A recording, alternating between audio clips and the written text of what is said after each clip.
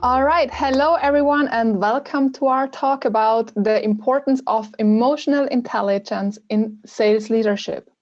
I'm thrilled to welcome Colleen Stanley for this conversation. Colleen is the president of Sales Leadership, a sales development firm specializing in integration of emotional intelligence, sales and sales leadership skills. She is the author of 2 books, Emotional Intelligence for Sales Success and Emotional Intelligence for Sales Leadership. Colleen has been named one of the top 50 sales and marketing influencers and top 30 global sales gurus. Additionally, she was also named by Salesforce as one of the top experts of the 21st century. Colleen, I'm humbled to having you here with me today. Oh, thank you, Britta, for having me. I'm looking forward to our conversation. Thank you. Colleen, before we get into the topic, I would love to give you the chance to introduce yourself, to tell our audience who you are and what made you the Colleen you are today. Well, gosh, that goes back quite a ways. I actually grew up in a very rural setting on a 500-acre farm. I am 5th of 8 children, so that means I had to speak loudly and often to get attention. And the town I grew up in, Britta, was actually quite small, 900 people. So the joke I always make is that I dated everyone by the time I was a senior in high school. That's where I actually developed my prospecting skills. So that's the informal bio. That's a life story. I mean, growing up with 5 siblings and then having your internal prospecting part. Awesome, right. Wonderful story. All right, so Colleen, I know your near and dear topic to your heart is the combination of several different components in the sales conversation per se, especially the emotional intelligence and what role it plays. So why is that so important for sales and sales leadership?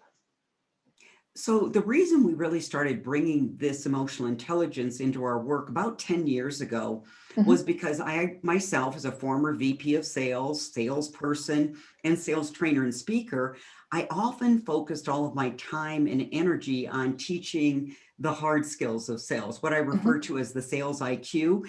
And these skills are very important: consultative selling skills, negotiation skills, questioning skills, asking for the business. However, I would often see salespeople not execute the knowledge, not execute consistently the right selling behaviors. So when we started studying EQ, emotional intelligence, that's when I realized this is what's going to bridge the knowing and doing gap. So quick example. I think all of us have either been taught to sell on value, or we've taught sales teams, sell on value, not price. And then when a salesperson gets in front of that really good negotiator, you know, the one I'm talking about, they love to do it just for sport. The salesperson can sometimes, without emotional self-awareness, emotion management, get triggered and they default to discounting. They start overselling, defending, and justifying. So we've spent all this time teaching them negotiation skills, but when emotions start running the sales conversation, all of those influence skills, selling skills, kind of take a right turn and go out the door. So do you actually, when you do teaching emotional skills, also teach how to avoid those triggers? Because everyone has certain triggers. When you say a word or somebody makes a movement, they are triggered by a certain circumstance. Do you also integrate that into your teaching and emotional intelligence? Yes, absolutely. And giving people really practical tools, Britta, because I think emotional intelligence can look and sound very theoretical, esoteric, but how does it really make a difference in hard skills, the execution of hard skills? So the number one thing, just as it relates to this topic, is really improving your emotional self-awareness, because in the words of Socrates, know thyself. So this means I'm going to encourage salespeople, sales leaders to carve out quiet time and ask the reflective questions. What triggered me yesterday that caused me to respond in a manner I regret? The trigger response regret loop. What would have been a better response? And so it's really in that reflection that then we can start changing selling behaviors or emotional behaviors that are derailing the results we want in our lives. Wow, I love that self-awareness piece, because I think there's so much power in it if you are aware of what actually triggers you and you can control these emotions. It's going to be a big game changer. Wonderful. Absolutely. And I can almost feel when I'm getting triggered, I can almost feel it right here. So something I will do to manage that trigger is just name the emotion. I'm getting triggered. I'm getting frustrated. I'm getting annoyed. And by naming the emotion, you actually start taming the emotion. Great.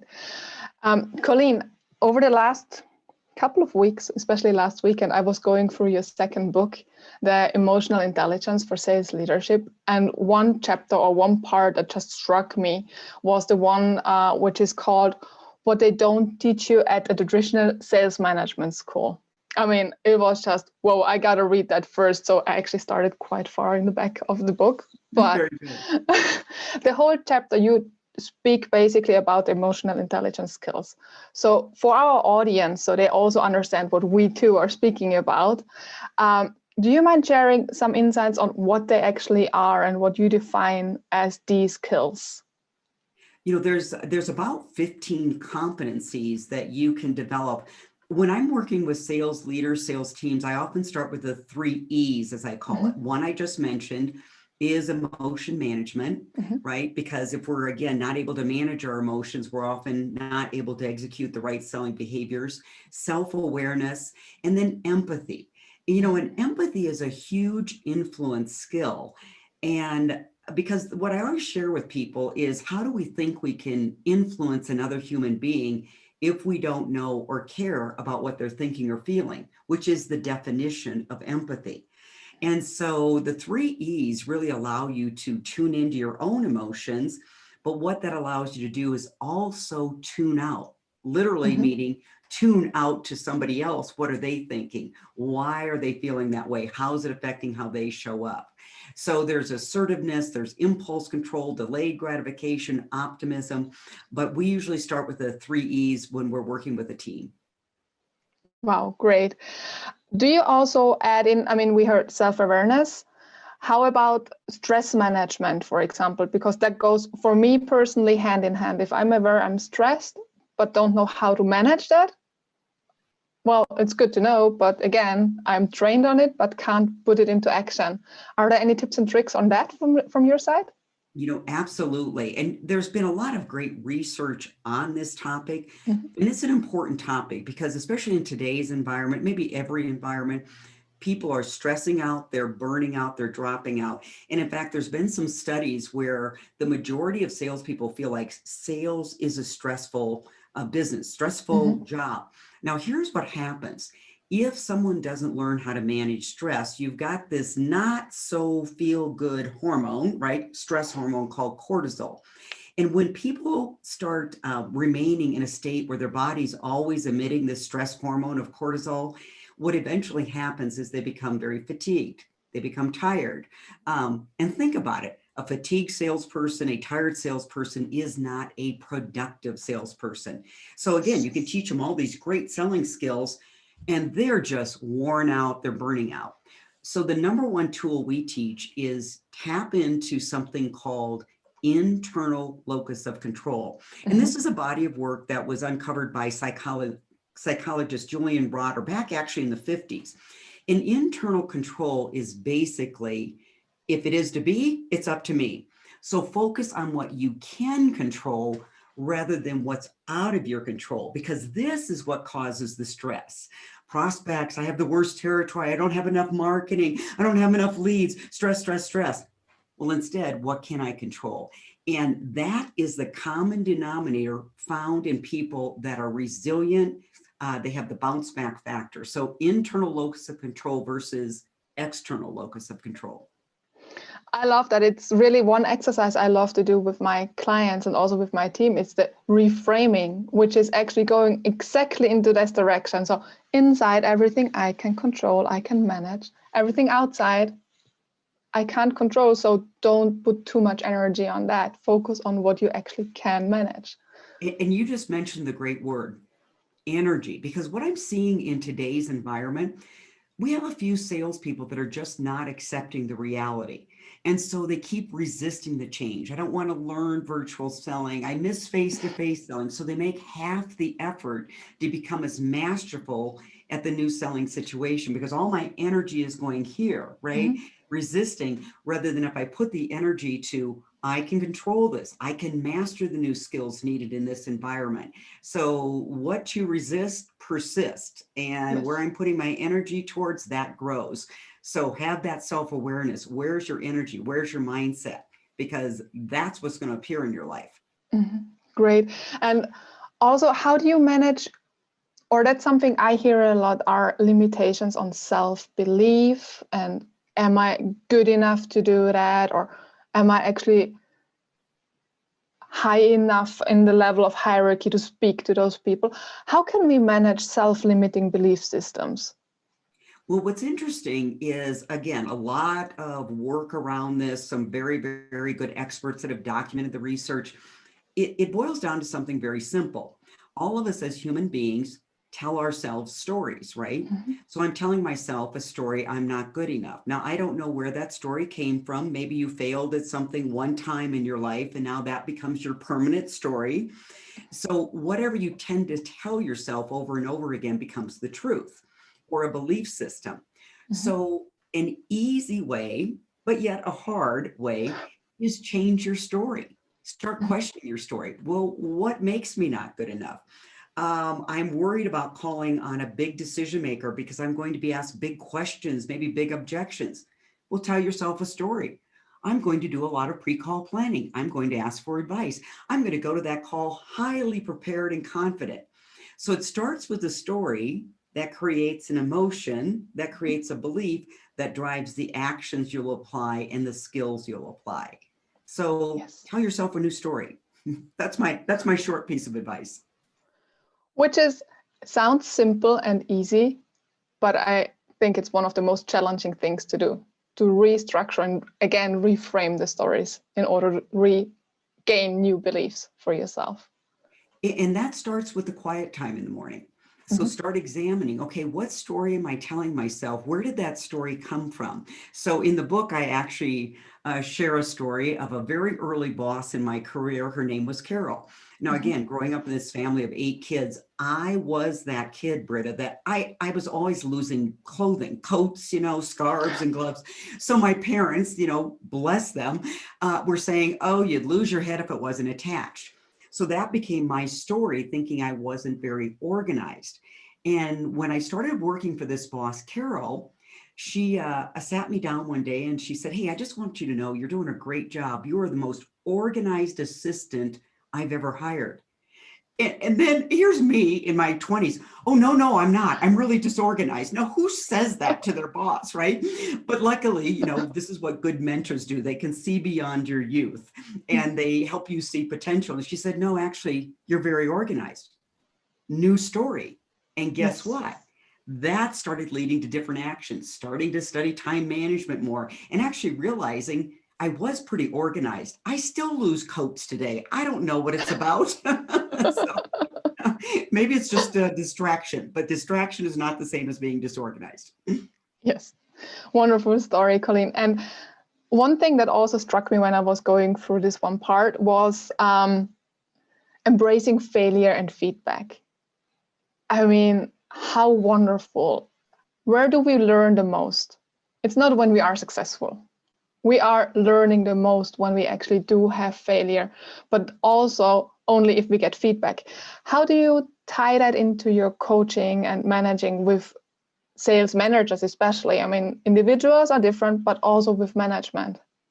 How does that tie into that? So I think it's really calling the elephant in the room. We all have heard that pithy quote, you will learn more from your failures than your successes. And so I always ask my clients, so where's your failure wall? I'd love to see your failure wall, because if we learn more from our failures, we should have those documented, right? And so what we have to realize is we're not actually recognizing and embracing failure as a culture. Now, the second thing, once we create that awareness, then the major strategy, tactic, mindset is, When you fail, remember, you fail on what you do for a living. You're not failing as a human being. Yes, you might have blown a coaching conversation as a manager. You may have screwed up a sales call. That's simply your role. So if you can separate your do from your who, that's when you're able to actually gain the lessons. And so in the EQ world, this is actually called self-regard. And people with high self-regard develop self-regard. It doesn't mean you're arrogant, but you have the ability to admit your strengths and weaknesses. And so that's when you're able to take feedback. Oh, okay, give me feedback because I know it's on my role as a sales manager. I know it's on my role as a salesperson. And you're not taking it personally and then getting the story, I'm not enough, I'll never be enough. So I hope that makes sense for the listeners today, but those are some of the strategies we teach. And maybe also to put it in a different wording, can we say like the value of you as a person is not attached to the success what you have at a certain task. So no matter what you do, if you're succeeding or you're failing, you're still the same person and you still have the same value. You're absolutely right, because think about this. If somebody doesn't separate their do from their who, here's what can happen. In your role, you become highly successful, right? You're big title, big money, big houses, big cars. And all of a sudden, you're starting to confuse that with your self-worth. So you become arrogant. And then arrogance actually often leads to mediocrity, because once you become arrogant, you become a know-it-all and you really don't think you have anything else to learn. It's a crazy circle. So keep your success on your do side, keep your failure, but that doesn't define your self-worth, your character. Yes, wonderful. Colleen, we spoke before we went live quite a lot about how COVID changed our lives, which negative impacts, but also there are some slight positive things, especially if we take a step back and evaluate it on a neutral basis, let's call it like this. And one of the things is that, I mean, we have to face it, we will be working remotely more than ever. And personally, I don't think it's going to change a lot. I mean, we're going to go back into hybrid settings, but remote will be with us for at least for the next generation.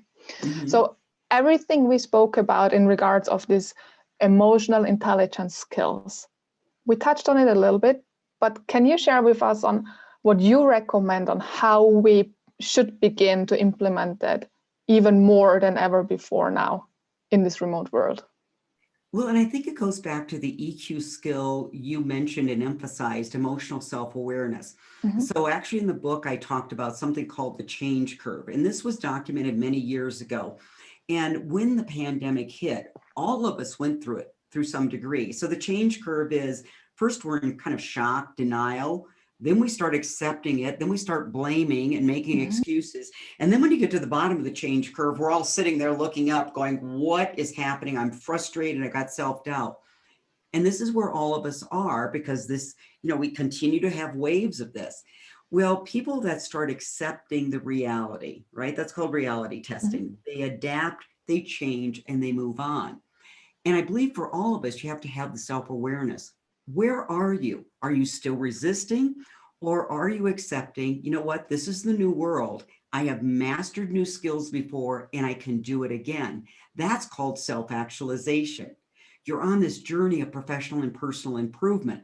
So yes, we're going to miss some things about life before COVID, but there are new and better things happening as well that we need to pay attention to. This conversation is one of them. We may not have met without all of the remote podcast and learnings that are going on. So where's your focus? Focus on the positive, you'll find it. Focus on the negative, you'll find it. Do you have any tips and tricks you can share with our audience on how to actually find out where your self-realization process is at this moment of time?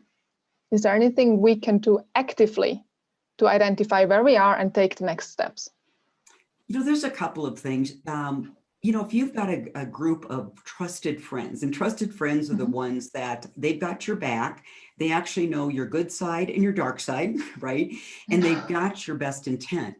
And you might have a conversation with them and say, hey, where are some blind spots that I have that could be holding me back from reaching my full potential? Or some people are actually doing well and reaching their potential, but they're just miserable. Okay. And so somebody that can give you feedback, because a blind spot is called a blind spot because we can't see it. You can also actually take assessments on emotional intelligence. There's many that are out there. And often when you see a score, and a score is not really the right way to put it, because then it means people tend to take that as I'm good or bad, but it simply gives you a baseline of, you know what, I'm lacking assertiveness here. That may lead to me feeling like a victim because I don't have the wherewithal to state what I need nicely. I'm lower on optimism. I'm looking at the glass half empty. So sometimes just taking a look at what the assessment shows up can raise that awareness as well.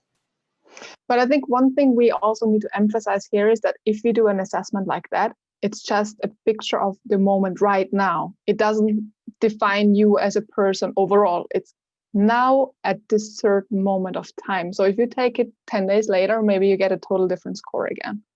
Yes. And I think for me, like what popped up when I took my first EQ assessment was I had low impulse control. Now, it actually didn't surprise me but you have to know how to interpret results too, because I probably have tremendous delayed gratification. I can put in the work to earn the reward, but where impulse control shows up is what comes out of my mouth. Comes in, pops out, excuse me. So for me as a human being, that's where I've had to work on it. But I had enough awareness to say, yeah, I can see where that's been a little bit of an Achilles heel for me. Okay, great. You just said where I have to work on, which actually leads me to my next question, Colleen, and it's the shift from being a sales leader to teams, managing teams. So why is it so difficult for sales leaders to actually make this shift from the individual contributor to leading and developing a sales team? Where are those hurdles and obstacles? Well, there's probably a couple. One thing I always have teached and preached, if that's the right words, is that I believe sales leaders get set up to fail. If you think about it, top salesperson gets promoted to sales leader. They have spent 5 to 10 years honing their selling skills, business development, prospecting, negotiation, closing business. Now they land in sales leadership. They take a right turn because these skills are entirely different. They have to know how to hire good people, because if you want your life to be easy as a sales leader, hire really good salespeople. But then they have to learn how to transfer the knowledge, habits, and skills that made them a top producer. That's a teaching skill. That's a coaching skill. Where do they learn those skills? It's very different than selling. So they often really don't know how to hire or transfer the skills. So it's a new set of skills that they must invest the time, resources, and energy into to become as masterful at becoming this master teacher and coach as they were a master seller. Have you seen a natural shift in people, or actually really top level sellers moving into leaders of sales teams and developing the teams? Have you ever seen this natural shift happen? I think if you want to call it natural, where there's a natural tendency to be good is if you love teaching and coaching. But here's where you're going to run into a problem. Teaching is different than coaching, because teaching is imparting knowledge. Coaching is making sure they can apply it in different contexts and selling situations there. But that's the one thing I've seen with my VPs of sales that are very, very good. They really love teaching and coaching. I've seen some that fail miserably here, and it's no fault of their own. They're just happier being an individual contributor, and that is okay. Yes. And again, comes back to self-awareness. It is Absolutely. okay to be the contributor. Not everybody needs to be the leader. Right. It's just a different set of talents, different set of preferences, and one doesn't make you a better person than the other. I actually think I was more of a natural sales manager than a natural salesperson. So I had to work harder at the selling skills than I did at some of the sales management skills. Great. Colleen, I want to be cautious of time because I'm really happy that I was able to get you on the line for this discussion. And before we close off today, Colleen, what have I actually failed to ask you about that we should definitely share with our audience? Gosh, good question. You've asked so many good ones. How about this? How you start your day will determine how the day progresses. So how should you start your day? I would say with a quiet time and start with gratitude. Because just like I talked about the feel bad hormone of cortisol, stress hormone, when you start with gratitude, you'll activate a part of your brain. It's the where the feel good centers are, dopamine. So if you're going to start your day, start with gratitude and reflection.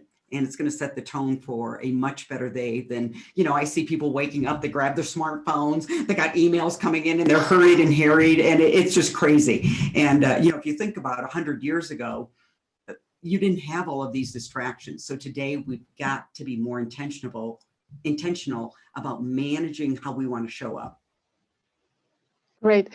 Thank you so much, Colleen. It was such a pleasure speaking to you today about this, for me, really important topic. And I think it's also really important, especially in these crazy times which are going on, that we are aware of our emotions, also how to manage them and what we can actually do.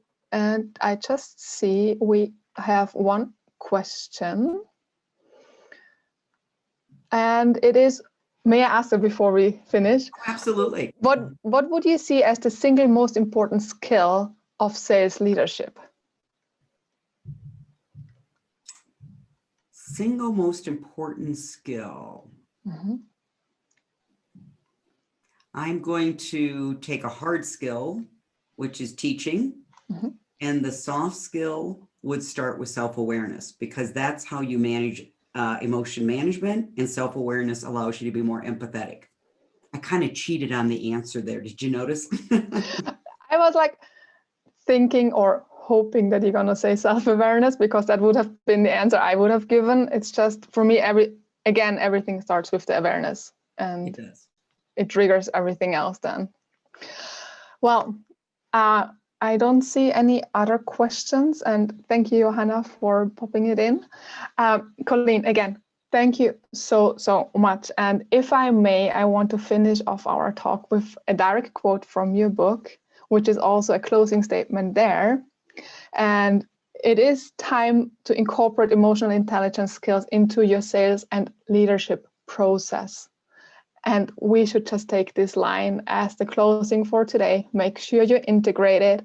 And yeah, thank you again, Colleen. Happy Thanksgiving. And looking forward to speaking to you soon again. Thank you very much. Thank you.